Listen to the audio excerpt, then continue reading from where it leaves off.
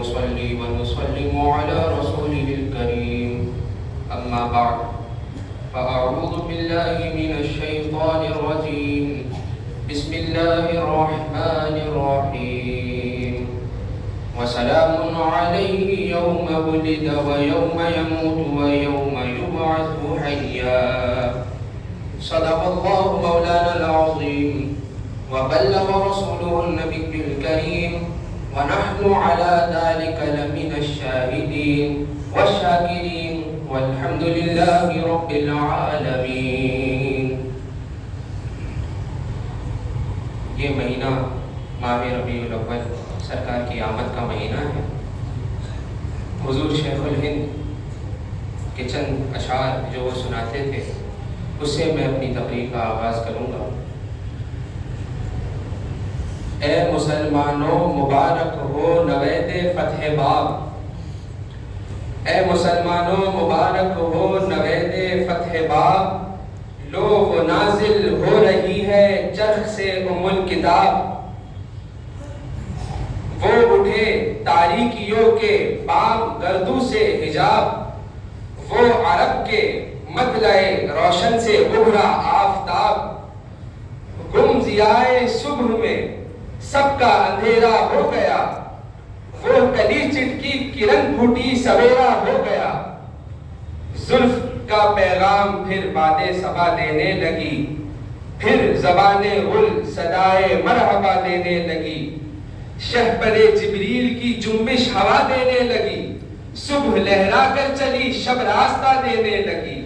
آ گیا جس کا نہیں ہے کوئی ثانی وہ رسول، روح فطرت پر ہے جس کی حکمرانی وہ رسول. جس کا ہر تیور ہے حکم آسمانی وہ رسول، موت کو جس نے بنائی زندگانی وہ رسول.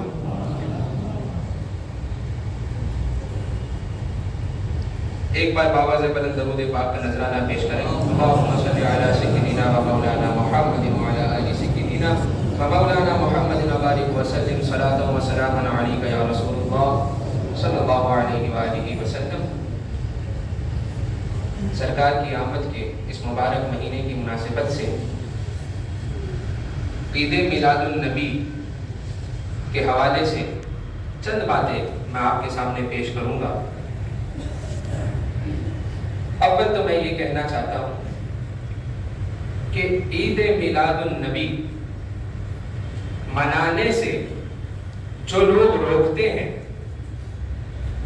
ان کے پاس اس سے روکنے کی کوئی دلیل موجود نہیں.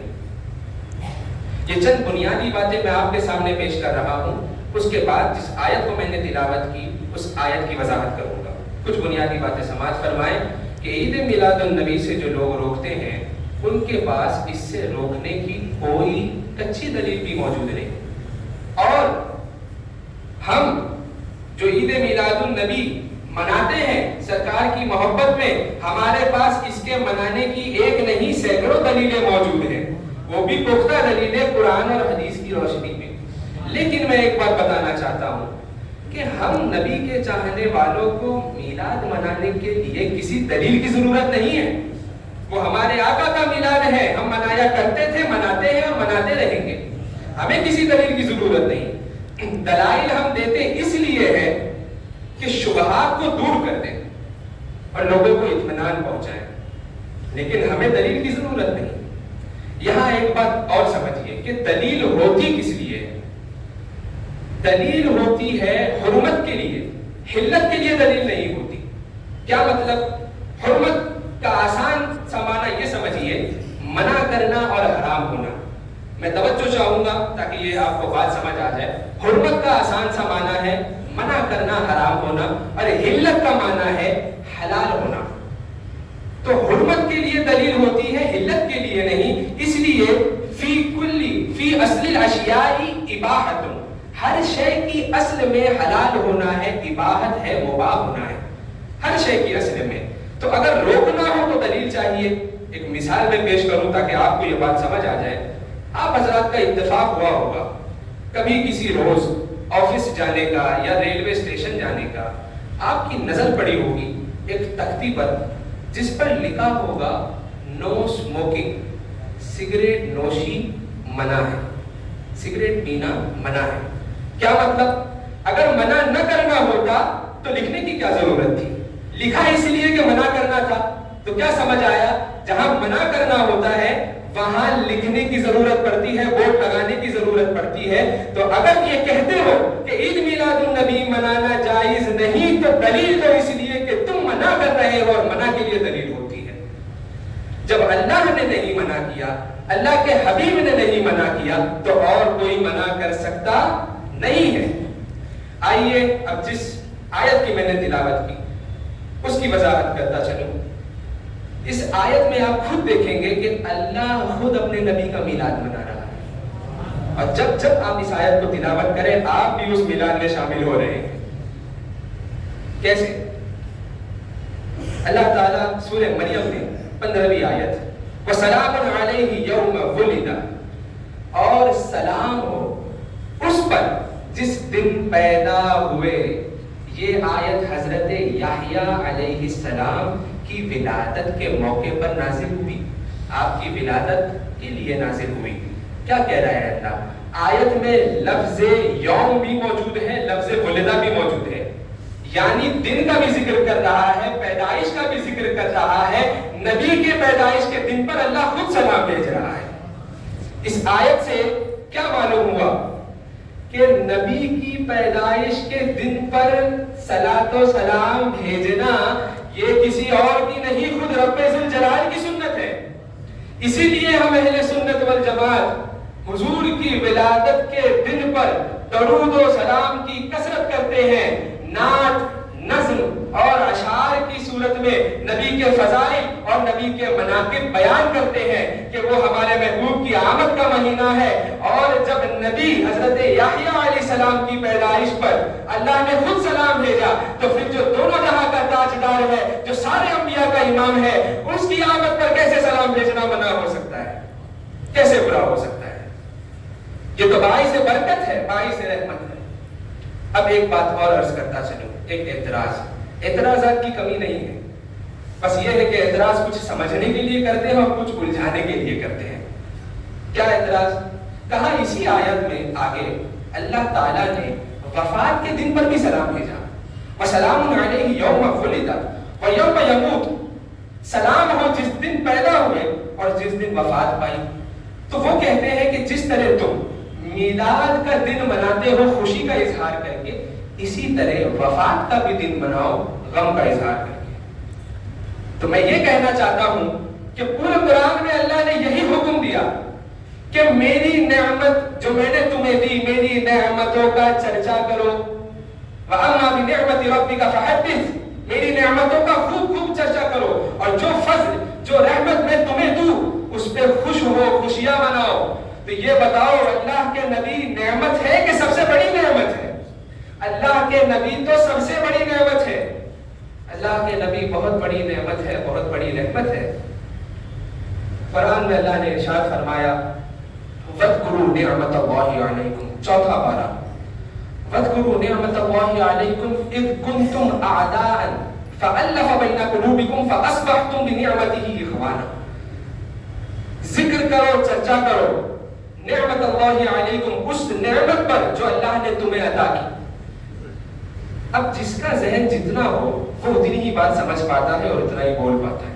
तवज्जो चाहूंगा, मैंने एक साहब से अर्ज किया कि बताइए जिस नेमत का जिक्र और चर्चा करने को अल्लाह कह रहा है, आपके नजदीक वो नेमत क्या हो सकती है? आपके नजदीक अल्लाह की नेमतें क्या क्या है? साहब ने जवाब दिया, आलू। आलू भी तो अल्लाह की नेमत है। मैंने हैरत की, मैंने कहा और कोई नेमत? कहा गंदुम। मैंने कहा और कोई नेमत? कहा गेहूं। कहा साहब के पास नेमतों के शुमार में आलू, गंदुम, गेहूं है। अल्लाह फरमा रहा है मेरी नेमतों का चर्चा करो। तो अब आप बताइए कि नमाज में सलाम के बाद क्या मैं तस्बीह लेकर शुरू हो जाऊं, आलू आलू आलू आलू? आप बोलेंगे हाफिज उमैर साहब जो मिनारा के मिंबर पर खड़े होकर तकरीर कर रहे हैं, और ये उन्हें क्या हो गया कि नमाज के बाद आलू आलू रट रहे हैं?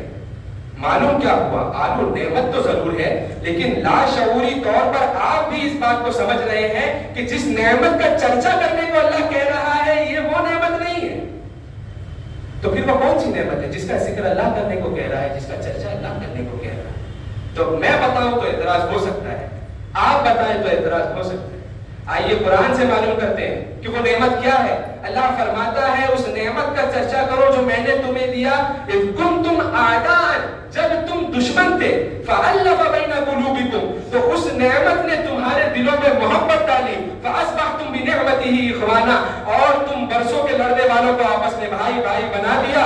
تاریخ اٹھا کر دیکھیے، عرب میں 100 سالوں سے وہ لڑنے والے کہ جو ایک دوسرے کی جان لینے پر آمادہ تھے، وہ کون سی نعمت تھی کہ جس نعمت نے ان کو آپس میں ایک دوسرے کے لیے جان دینے پر آمادہ کر دیا۔ اوس اور خزرج کے قبائل کی لڑائی 120 سال سے چل رہی تھی، وہ کون سی نعمت تھی جو ان عرب کے لوگوں کو ایک کر دی؟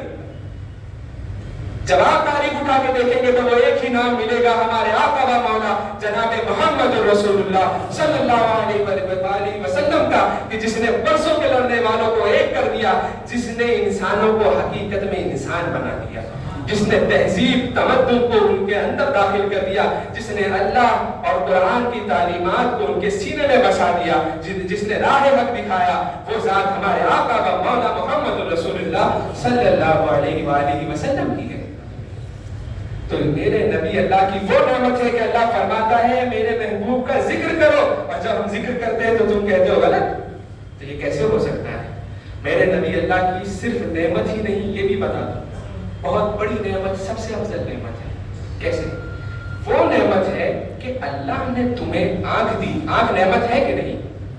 آپ حضرات سے بھی جواب چاہوں گا، آنکھ نعمت ہے کہ نہیں؟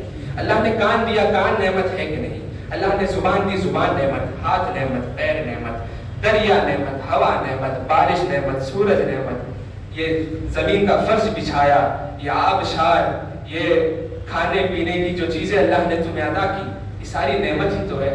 لیکن کیا کبھی کسی نعمت پر اللہ نے احسان جتایا؟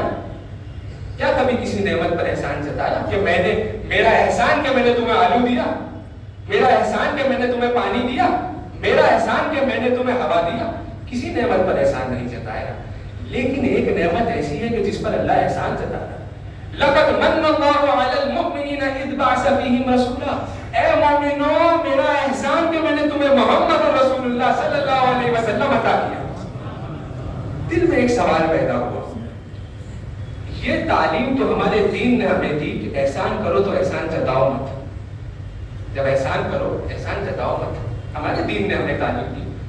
اور یہ کیا بات ہے کہ خود اللہ جب احسان کیا تو جتا دیا؟ اللہ نے تو احسان جتایا۔ ہمارے دین نے ہمیں سکھایا اگر احسان جتاؤ گے تو نیکی ضائع ہو جائے گی، احسان کرو لیکن جتاؤ مت ورنہ نیکی ضائع ہو جائے گی، اور اللہ احسان جتا رہا ہے۔ آخر یہ کیا بات؟ جب دل نے یہ سوال کیا تو پھر جواب بھی حاصل ہوا کہ غور سے سنو میرے محبوب کے چاہنے والوں، میں نے تمہیں بے پناہ نعمتیں عطا کی جس کا شمار نہیں، کسی نعمت پر میں نے احسان نہیں جتایا، لیکن تم بھی تو غور کرو، کیا کوئی کسی کو اپنا محبوب دیتا ہے؟ میں نے تو تمہیں اپنا محبوب دیا تو پھر میں احسان کیوں نہ جتاؤں؟ یہ تمہیں بتانے کے لیے ہے کہ میرا محبوب کتنی عظیم نعمت ہے، عام نعمتوں میں اس کا شمار نہ کرنا، یہ ہر نعمت میں سب سے بڑی نعمت ہے، یہ میری سب سے بڑی نعمت ہے۔ تو اب میں اپنے موضوع کی طرف آؤں، جو یہ کہتے ہیں کہ میلاد کا ذکر قرآن میں نہیں۔ ابھی میں نے آپ کو دلیل دی، سادہ دلیل اور دے دوں، خود جو کہتے ہیں کہ میلاد کا ذکر قرآن میں نہیں، خود ان کے میلاد کا ذکر بھی قرآن میں۔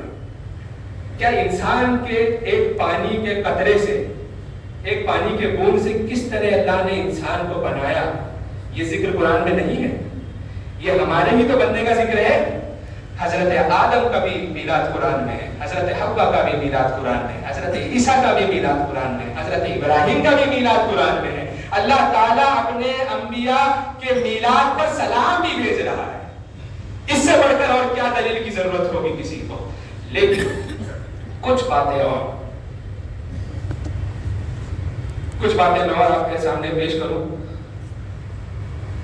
ایک بار درود پاک کا نذرانہ پیش کریں۔ اللہم صلی علی سیدنا و مولانا محمد و آلہ وسلم، صلاۃ و سلام علیک یا رسول اللہ۔ اللہ صلی اللہ علیہ وسلم ایک اعتراض وہ لوگ اور کرتے ہیں کہ عید کا لفظ کیوں لگاتے ہو؟